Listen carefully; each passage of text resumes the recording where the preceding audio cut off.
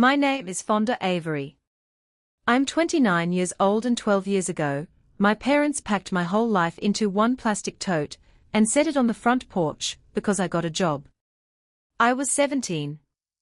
I came home after dark from a Sunday shift at a nursing home smelling like gravy and hand sanitizer, and my key wouldn't turn because my mom had changed the locks that afternoon. What my parents told the rest of my family about that night was worse than what they actually did. And what they did the following spring, when their brand new babysitter quit on them without notice. That's the part people never believe. But here's what none of them knew about me. I keep receipts. Not the paper kind. The kind you sat down real quiet on your grandmother's Thanksgiving tablecloth. Welcome back to Calm Drama Stories, where quiet people finally get to tell the truth about the families that underestimated them. If you've ever been the one who held everything together while everybody around you called it nothing, this story is yours too. Drop a comment below and be sure to subscribe, because you're going to want to see how this one ends. Let me show you a Tuesday from my senior year, because you can't understand the tote until you understand the Tuesdays. My alarm went off at 5:50. 3 lunch boxes on the counter by 6:15. Turkey for Cody, who was 9 and would trade anything with bread on it. No strawberries for Bess, who was 7 and allergic to half the produce aisle. Sam's inhaler zipped into the front pocket of his dinosaur backpack, because Sam was 4 and thought inhalers were toys. I braided Bess's hair while my mom's coffee went cold on the microwave. My mom, Denise, ran a shift supervisor's schedule at the Ridgemorn distribution warehouse, 2 to 10 most nights, rotating weekends. My dad Ray drove regional routes and came home on Fridays smelling like diesel and gas station coffee. So the pickup line at 3:40 was me. Homework was me. Dinner was me. Bath time, the permission slips and the fever nights and the tooth fairy were me. I could run a household of 6 on $40 and a coupon app. I was 17. I'm not telling you this so you'll feel sorry for me. I'm telling you because for 9 years, nobody in that house ever said the word for what I was. They just called it helping. Then one afternoon in September in the waiting room of Sam's pediatric Ian, I saw a flyer pinned to the corkboard. Crestwood Senior Center, Weekend Dietary Aid, $850 an hour, must be 16 or older. I stood there reading it while Sam drove a toy truck up my leg. Then I took a picture of that flyer with my phone. And I swear to you, it felt like shoplifting. Here's what nobody at my kitchen table knew. I had a 3.9 GPA that I maintained in the pickup line, and after the last bath was drained. And under my mattress, I kept a folder full of printouts about a scholarship called Beacon Health Scholars. Full ride, tuition, housing, books, everything for students going into nursing. I'd wanted nursing since I was 12, since the school nurse let me sit in her office and organize the ice packs while I waited out a fever, because nobody could leave work to come get me. Some kids doodle wedding dresses. I doodled 4 schedules, but Beacon had requirements and they were printed in a font that didn't care about my feelings. Applicants must be currently employed or volunteering in a licensed care setting. Applicants must document 200 verifiable service hours by May 1st, verifiable. I want you to sit with that word the way I did. I had 9 years of hours. I could dose children's Tylenol by weight without looking at the box. I could spot a fake fever from the doorway. And none of it counted because family doesn't sign sheets. The flyer from Crestwood was still on my phone, and Crestwood was a licensed care setting and weekend shifts wouldn't touch a single school day pickup. It fit. It fit so perfectly it scared me. There was just one lock on the door, and it was legal, not emotional. In Ohio, a 17-year-old needs a work permit, and a work permit needs a parent's signature. My mom would say no before I finished the sentence, which left my dad, who was home only on weekends and who hated conflict the way cats hate rain. I knew exactly which parent to ask. I just had to pick my moment and pray he'd finally pick his.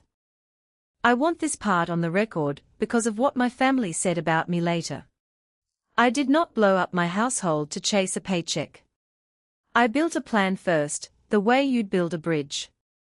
I mapped out Saturday and Sunday morning shifts only, 7 to 1, home before anybody had time to miss me. I spent one whole week batch cooking after the kids went down, and I stacked 6 labeled freezer meals like bricks, enough dinners to cover any weekend my mom got called in.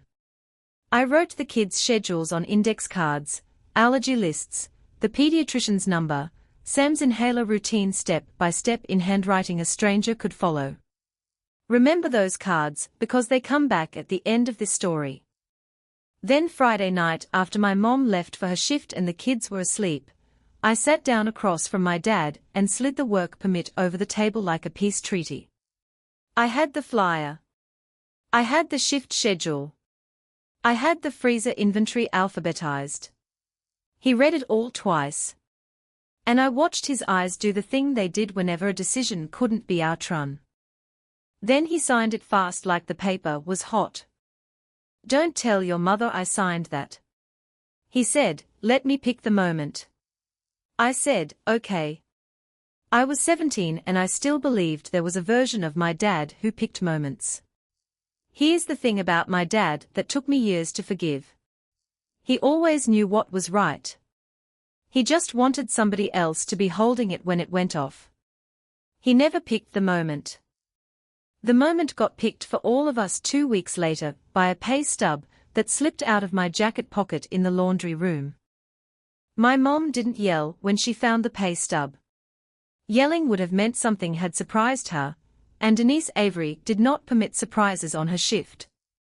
She waited until Friday when my dad was home, and she called a family meeting at the kitchen table, which in our house meant a performance review. She set the pie-up down between us, smoothed flat like evidence. Then she laid out her case, calm as a forklift. This family is a team. Teams don't clock out. Everybody contributes what they are best at, and what you're best at is the kids.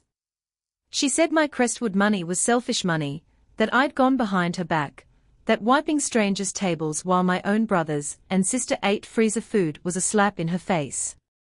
I brought out my index cards and my shift map. I showed her the 6 dinners, stacked and labeled. I told her the job was weekend mornings only, that nothing on the school week schedule would change, that I had planned it down to the bus times. She listened the way a wall listens. Then she said the one honest thing anybody said that whole autumn. "This isn't about the schedule, Fonda." She was right. It wasn't about the schedule. It was about whose life my life belonged to. And we both knew it. And neither of us said it out loud.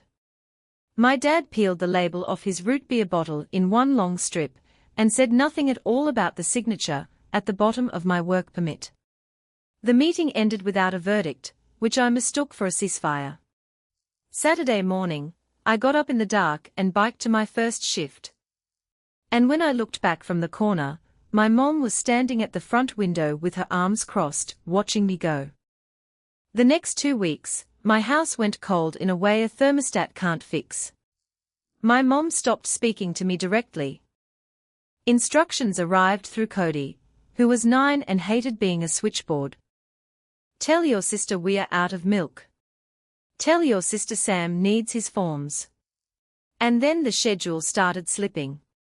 And I still can't prove it was a strategy, which is exactly what made it a good one. Twice in 14 days, my mom came home late on my shift mornings. No call, no text. Twice I stood in the driveway doing math with a 4-year-old on my hip, because I couldn't leave 3 kids alone and she knew it.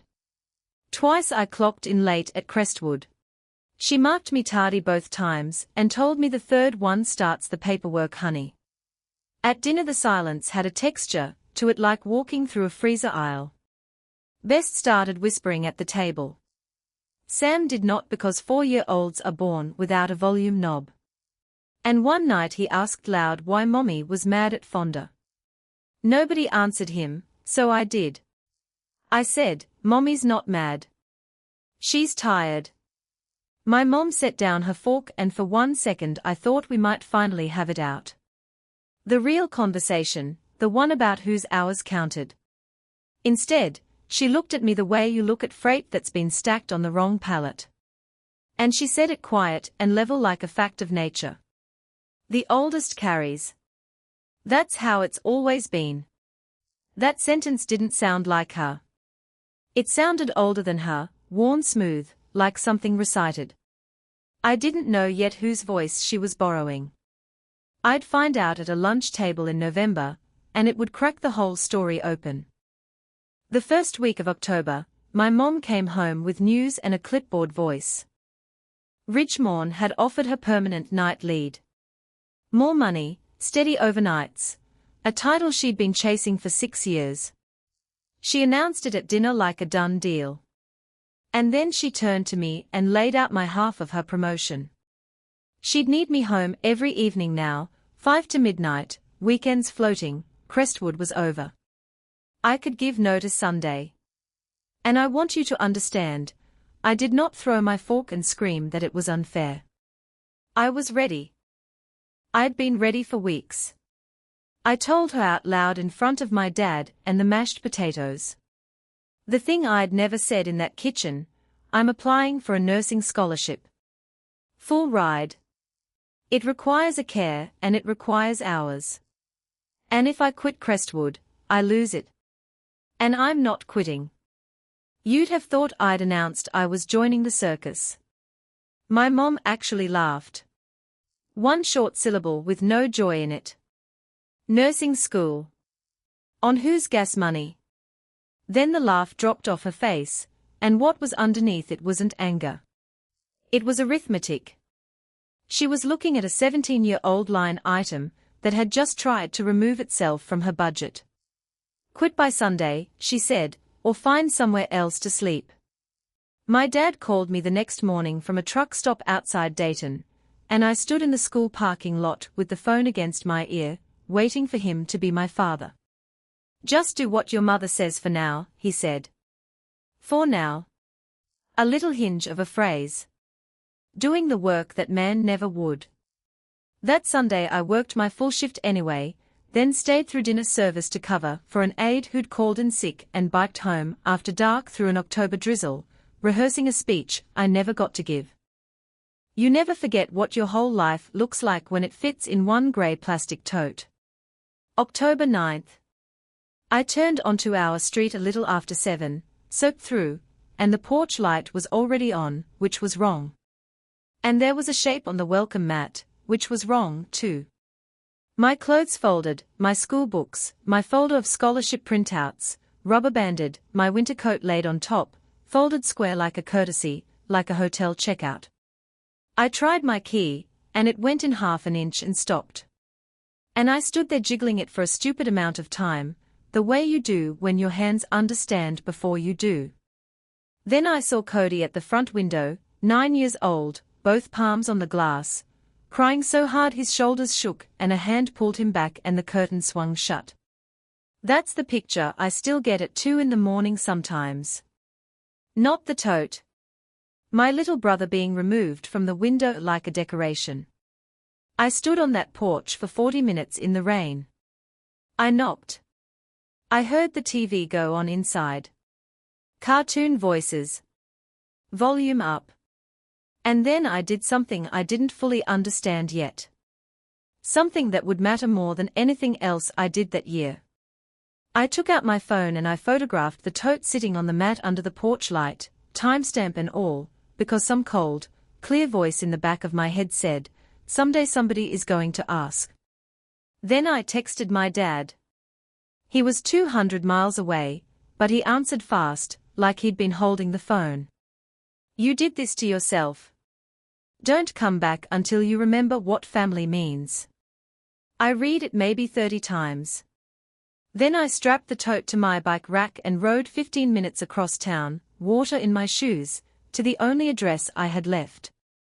My Aunt Carol opened the door of her upholstery shop with a staple gun still in her hand, looked at me, looked at the tote, and didn't ask one. "Get inside," she said. "You're staying." Carol's apartment sat over her shop, second seam upholstery, and the whole place smelled like fabric glue and coffee, which to this day is what safety smells like to me. She fed me grilled cheese, put sheets on the couch, and didn't make me talk. But here's what I did that first night, and I want you to notice it because it took me years to see it clearly. By 9 that night, my hand had started patting the couch cushion next to me, all on its own, feeling for Sam's inhaler. It wasn't there. It was 15 minutes away in a house I couldn't get into. So, instead of sleeping, I sat up and made a list on the back of a fabric invoice titled "Things Nobody Will Do Now." Bess's braid, Coda's reading log, the pediatric ear number taped inside the cabinet. Sam's bedtimes in order because order was the whole trick of it. And somewhere around midnight, I stood up, put my wet shoes back on, and announced I had to go back tonight because they needed me. Listen to that sentence. I'd been on the porch 4 hours ago in the rain, locked out like a stray, and my first instinct was to go back and finish bath time protocols. Carol blocked the staircase with one arm, pointed me back at the couch, and picked up the phone. And I lay there listening to half a fight come up through the floorboards. My aunt's voice low and then not low at all. "She is 17, Denise." The other half of that call I never heard, and probably, that's a mercy. In the morning, there were pancakes and a towel folded on the radiator for me, and I was buttering the third pancake, before I noticed I'd made it through a whole breakfast without cutting up anyone's food but mine. Monday morning, homeroom hadn't even finished attendance when the intercom crackled and called my name to the counselor's office. Mrs. Tellman had a cardigan the color of oatmeal and a voice built for bad news. She'd heard from a teacher who'd heard from Cody's school, because towns like Harlow Falls only look big. She asked me where I'd slept Friday night, and I said my aunt's. And she asked why. And I gave her some soft-boiled version where nobody was to blame. And she just waited the way professionals wait until the true shape of it came out of my mouth. Then she said words I'd never once applied to myself. Unaccompanied youth. Abandonment. She said, "Fonda, I'm what's called a mandated reporter. I don't get a choice about this part. Neither do you. And I want you to know what I did with that because it tells you everything about who I was at 17. I begged her not to make it a big deal. I defended them. I said my mom was exhausted, that my dad was on the road, that it was really a misunderstanding about a job. I sat in a counselor's office, homeless by federal definition, negotiating on behalf of the people who changed the locks. That's what 9 years of carrying does to you. It teaches you to protect the weight. That same afternoon, I asked Carol if I could move my stuff down to the shop's storage room and sleep there instead of taking up her living room, so I'd be less of a bother. Carol didn't look up from the wing-back chair she was stretching fabric over. She put 2 more staples in. Pop pop. And then she said without any drama at all. The sentence that ended up carved over the door of my whole adult life. "You are allowed to cost something." I didn't answer. She stapled again and added, "Quiet. Your mother never learned that." I watched her not learn it. I wanted to ask what that meant, but her face had closed like a shop at 9. Before I tell you what my mother did at that school meeting, if you were the kid who packed the lunches and signed the permission slips, tell me in the comments how old you were when you started. I've read 1,000 of these stories now. And nobody ever says 18. And subscribe if you're staying with me because what my mom did next took a kind of nerve I still can't explain. The meeting happened Thursday in a conference room with motivational posters and a box of tissues nobody touched. My parents came dressed for church, and I watched my mother give the performance of her life. She was warm. She was weary. She was a hard-working mom of 4 whose oldest had hit a rebellious patch. Some boy nobody approved of. A job she'd taken behind their backs. Teenage drama. You know how girls get.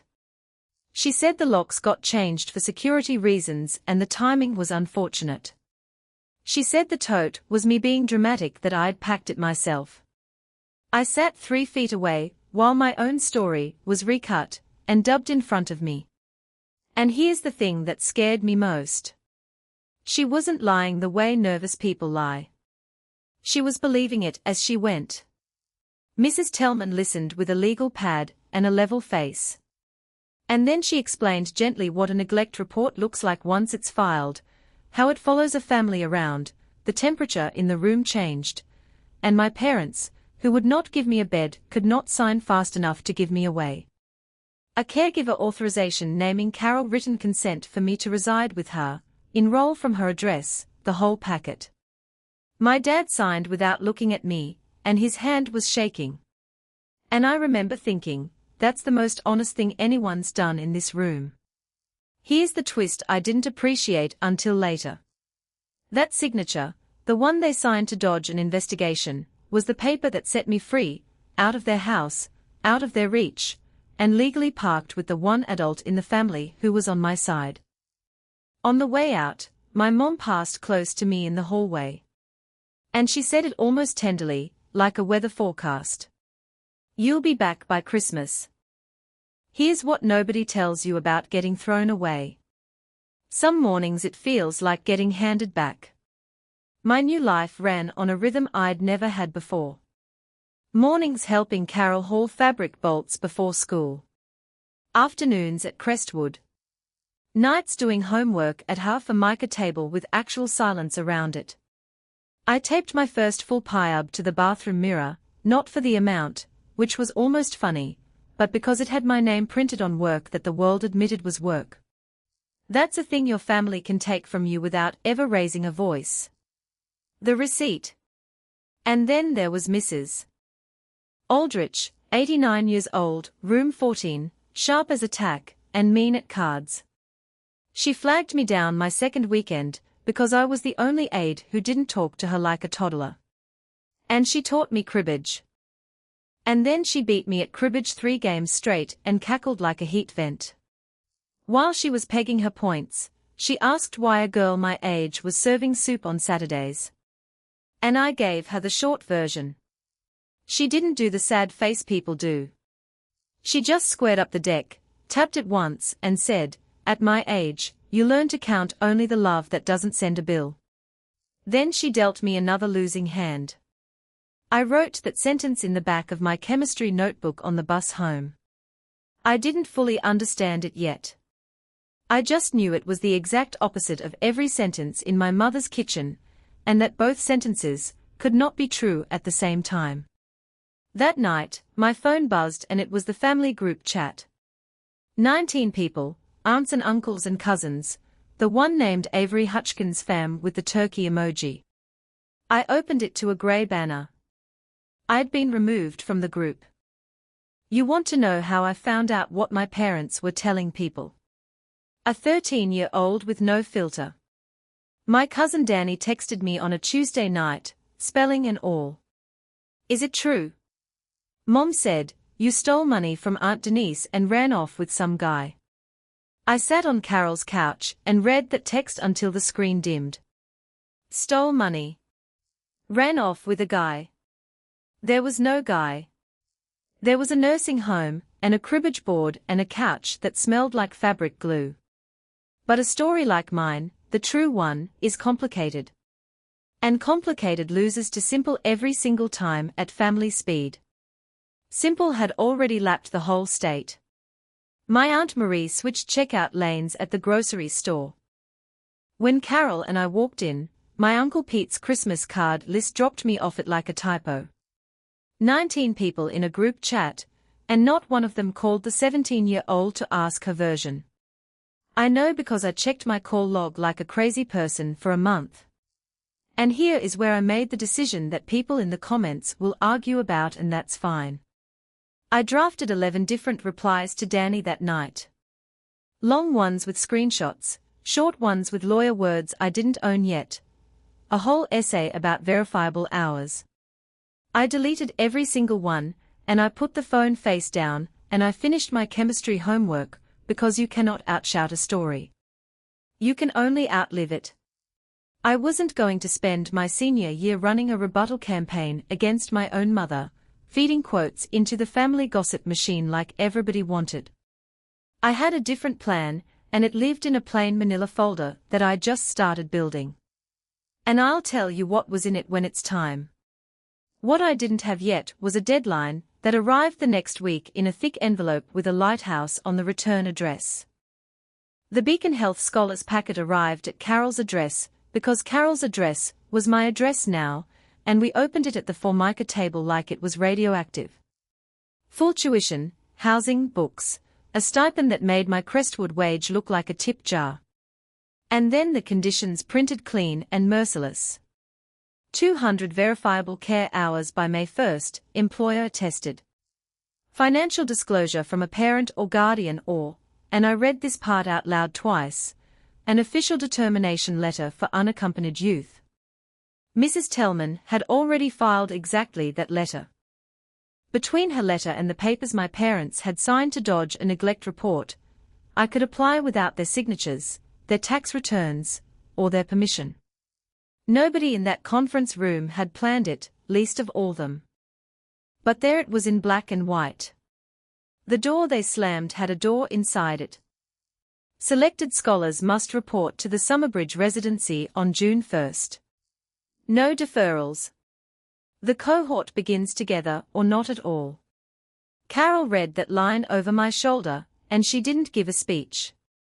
She went to the junk drawer, found a red marker that still worked on the third try, and she walked to the kitchen calendar hanging next to the fridge, the free one from Harlow Falls Savings with the covered bridge photos. And she flipped it to June and drew one thick red circle around the first, pressing hard enough to dent 3 months. Then she flipped it back and stuck a red dot on the corner of every month between now and then, like stepping stones. There, she said. Now it's real.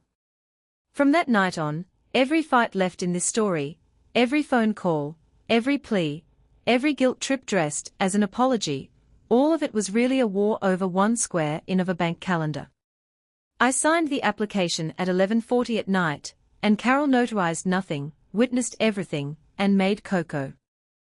The second week of November, my grandmother summoned me to lunch. Ruth Hutchkins did not invite. She summoned and you went because she was 68 years old and had buried a husband and raised 3 kids on a canary paycheck, and had earned the right to summon. She made pork chops and set the table with cloth napkins for a Tuesday for a granddaughter. Then she took my hand across the table and told me kindly everything my mother had installed in her, that I'd gotten secretive, that there was a boy, that my poor mother was working herself grey while I played waitress for pocket money. I told her the truth, all of it, the ultimatum, the locks, the tote in the rain. And my grandmother did something worse than calling me a liar. She nodded and she filed it and she waited against the family ledger and she said, Fonda, your mother gave up everything for this family. You couldn't give 2 years. Then while I was still absorbing that, she told me a story I'd never heard. Your mother was 16 when your grandpa died. She said, I took the night shift at the caney because nights paid better. Denise got your Uncle Pete and your Aunt Carol up every morning. Braided Carol's hair at 6 a.m., biked to the diner to wash dishes before her own classes.